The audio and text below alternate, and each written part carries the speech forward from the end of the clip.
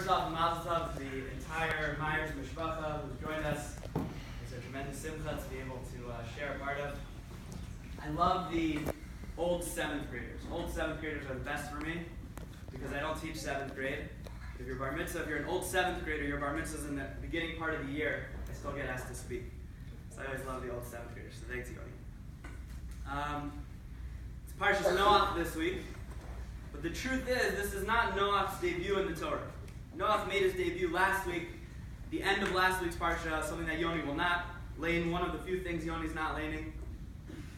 The Torah tells us of his birth, and it tells us of his naming, and it actually gives a reason. Very rarely does the Torah give reasons for why people are named the way that they are. But for Noach, it says exactly what his parents had in mind.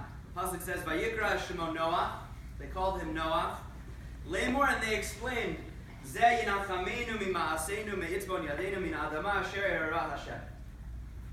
parents, or Noach's parents, felt that this Noach, Zeh, is going to bring us ease from our work. He's going to make our work easier. He's going to help us relax more from the Adama that Hashem has cursed us to work. They saw something in Noach. Some commentators, Mefarshim, talk, well, how did they know that? Because indeed, Noach did go on to invent tools that helped agriculture. He was someone, different commentators talk about what did he invent, the shovel, the spade, okay? But he did go on to create new technology that would change the farming agriculture world. So how did his parents know that? So some say they were giving him divrei bracha, they wanted him to do that, and the bracha that they gave him indeed came true. Others say that they saw something about the baby. He was a little different than some of the other babies that were born, that they thought this could be the one, he could be the one to create this new technology. Rav Pam asks a very basic question. He says, if it's true that Noach created new technological advances that made their lives so much easier, right? Their lives were now easier for this generation than ever before. Shouldn't that have created an easier way to live, more peace, more harmony amongst the people? How could it be that this generation, specifically Noach, was the one that turned to corruption that had to be destroyed by Hashem if their lives were so much easier? They had it so much easier than all the previous generations before. So with that question in mind, let's take a look at our bar mitzvah boy. Let's try to understand exactly maybe what went wrong for the Dor HaMabul. So I will say that Yoni, I had him last year. Yoni's the type of student that you dream of, right? Smart for sure. We don't even have to get into that. It's a given that he's smart. Tons of passion, tons of excitement, tons of enthusiasm to learn. He would engage in the class discussion. He would ask critical questions.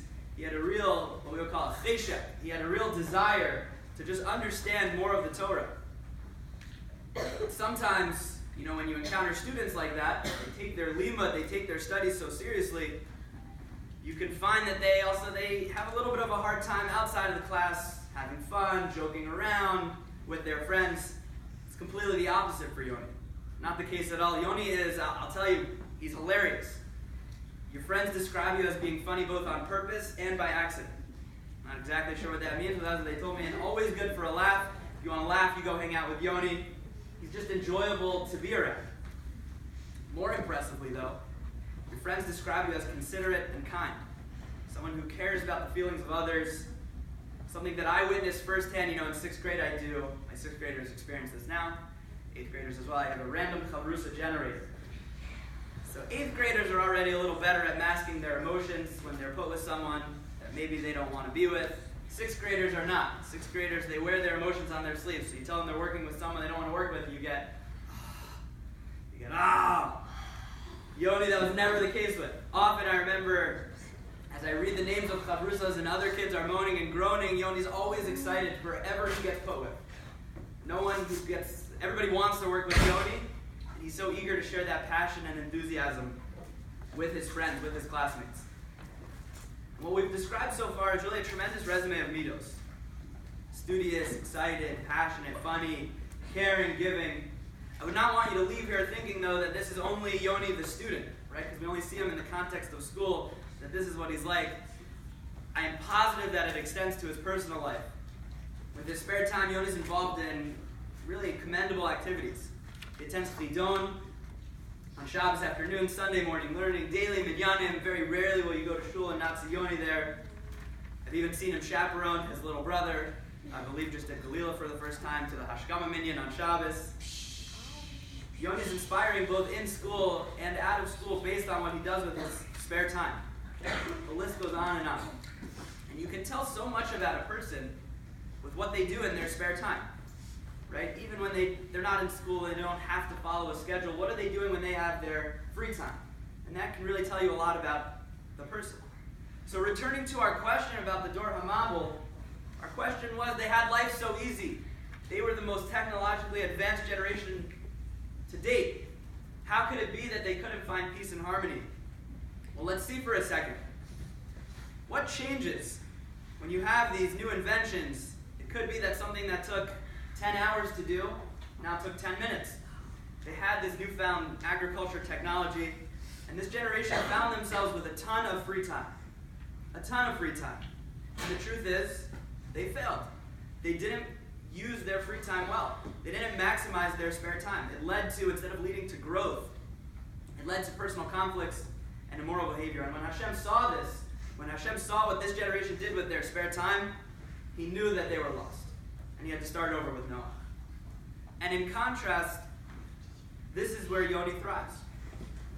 The final thing I want to say about Yoni is from the Gemara in Sanhedrin. In Kuf Ches Amud Beis, the Gemara says that another ailment, another thing where this generation went wrong, is that they were arrogant. Their advances, their success in the farming world led to their arrogance. And they felt like they could do whatever they wanted, and that led to ignoring God. And Hashem, who made their lives so easy, they took that for granted and they turned on him. And perhaps what is most amazing about Yoni, more than anything else, above all else, he has so much going for him, he doesn't have an ounce of arrogance. He's one of the easiest people to get along with here. He's one of the easiest people to work with, as we mentioned. He's constantly looking to grow, constantly looking to learn more. Yoni, my bracha to you is that you stay on this wonderful path that your parents, your grandparents, your teachers, your friends have set for you. You continue to be passionate and excited about learning Torah, mitzvahs, tefillah for sure. You keep that awesome sense of humor, that ability to make people laugh and have a good time, and that you continue to fill your free time with worthwhile things that build your relationship with Hashem. And I'm so honored and proud to speak about you and sharing your family simcha. Mazel tov.